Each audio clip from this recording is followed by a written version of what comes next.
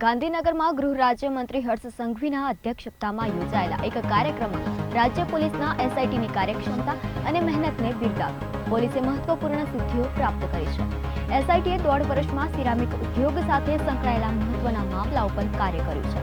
આ દરમિયાન એસઆઈટીએ 19 કરોડ રૂપિયાનું ગજુ પાછું આપ્યું, જે સિરામિક ઉદ્યોગ વેપારીઓના પૈસા હતા।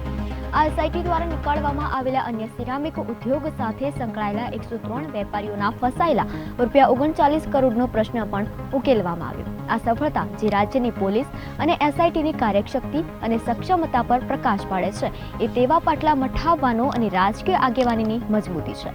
ઉલ્લેખનીય છે કે આ કાર્યો રાજ્યના પોલીસે દેશભરમાં 10 રાજ્યોમાં પ્રદાન કર્યા છે, જેનાથી સમગ્ર રાજ્ય માટે એક મહત્વપૂર્ણ અને શ્રેષ્ઠ પહેલ બની છે।